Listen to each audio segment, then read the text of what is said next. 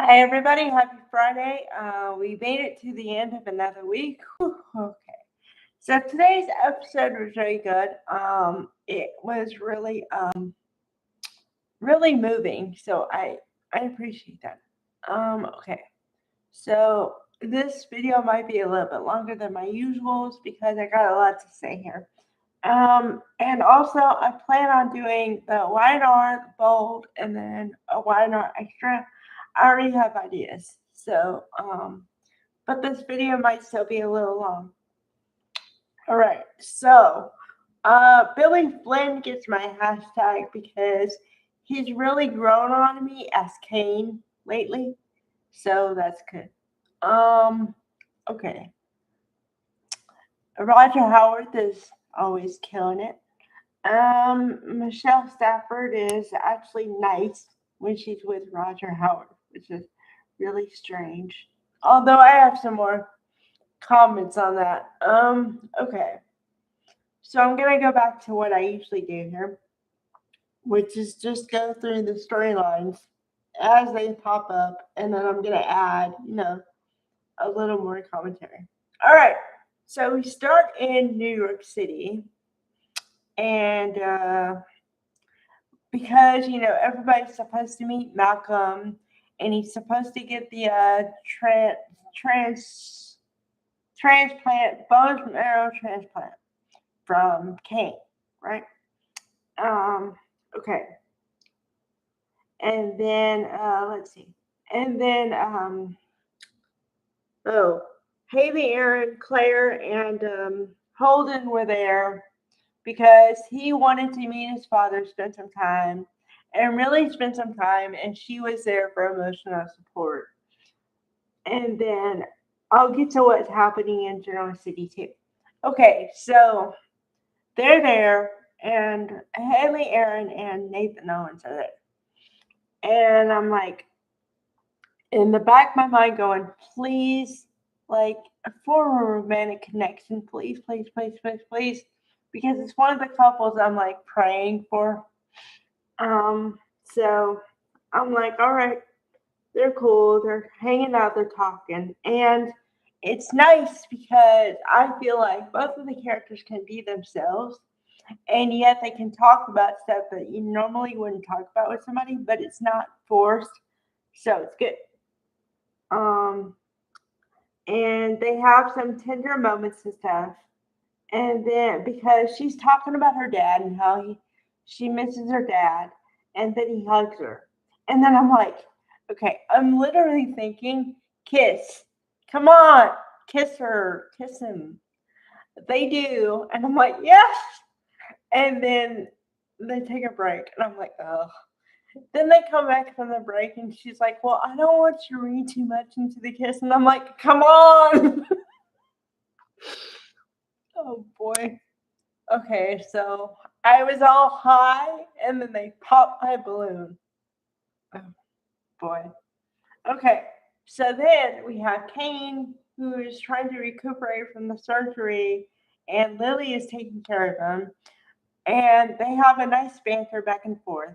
But it's like, it's the kind of banter you can't have with somebody unless you're either in a relationship with them or you've had a relationship with them, because you know how they can poke fun at you like nobody else can, that kind of thing. So it's kind of cool to see that. And I really think they're softening up the character of Lily to, I don't know, fall in love with Kate again, but at least get there almost.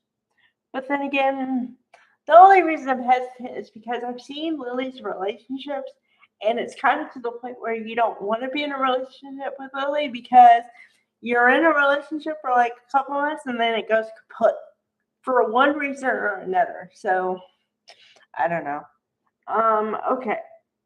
So then we have a scene with Vivica A. Fox was there. Whoo, Vivica A. Fox. Okay, because she has to tell them how Malcolm's doing, that kind of thing. So that was cool. And then let's see, what else is going on? Oh, Phyllis, this stuff in Genoa City. Okay, so You know how I kind of joked that not too much happens in Genoa City and the people always have to go somewhere else for stuff to happen? Well, there is a little something happening, but it's not too massive. So, yeah. Okay. Now, I kind of hinted at this, but I was kind of kidding because I was like, I didn't know which way they were going to go with it. But I said, maybe they're going to pair Phyllis with Matt. And I said, oh, no, they won't do that. Well, somebody else thought of it too because they gave Lauren Tracy E. Bregman the line of, "What are you starting to have empathy for Matt?"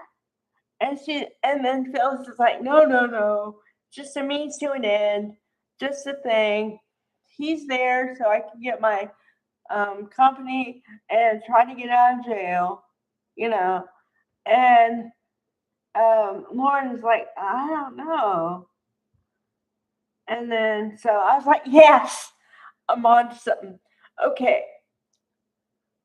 Oh boy. Okay. I'm gonna try to get into the dynamic of Phyllis and Matt as quick as I can here. And then that's gonna be part of the extra because I was thinking in my head, okay, I can talk about it, but then I have a lot to say, so I might need to make an extra about this. Okay. The thing that pisses me off, the thing that irks me to no end is when I get to like Phyllis for 5 minutes, she turns and does something else. I don't like her anymore. Okay, like, and I talked about this yesterday. It's so funny. I said, I personally start to get nervous when somebody's like too nice to me because I'm like, okay, what's your angle? What do you want? Right? So then they have a scene where Phyllis is trying to dress up Matt and trying to keep him incognito until she can give him to Victor to get what she wants, right? And then he says the line, "Wow, you're being really nice to me. Like, really nice to me. Are you sure you don't want something?" And I'm like, "Yes." Okay, I am not a weird human being. People think like this. When you're too nice to somebody, and I mean too nice, most people think, "What's your angle?" And I mean, she was giving him clothes and like all this stuff. But then she's really demanding too, like, "Well, don't talk to anybody, don't go outside." And I'm like, man, what is up with that? I mean, I understand to a point, but then as a human being, you can't do that to another person. Or they might think there's something wrong with you. Um, okay. So then we have to have the scene with Nick where he just wants everything to be done. And he is the most impatient person that I have ever seen in my life. Whew, okay. So, yeah, that's it. Today's episode. Oh, okay. The best line was said by Roger Howard because he's trying to explain to Phyllis that he's starting to get some memory back, but he doesn't know anybody. He's still going with the amnesia thing, right? So then Phyllis says she'll help him. So then he says, "Well, I had this dream where this guy that's like looked like he peaked in high school." And I'm like, "Well," but he's kind of gray now. And I'm like, he's talking about Nick. But the shade was so bad. Like, so good. Yeah, that was the best line today. Best line. Oh boy. Boy, boy, boy. So yeah, Billy Flynn is great. I love Billy Flynn now. I'm on your team, man. All right. Bye, guys.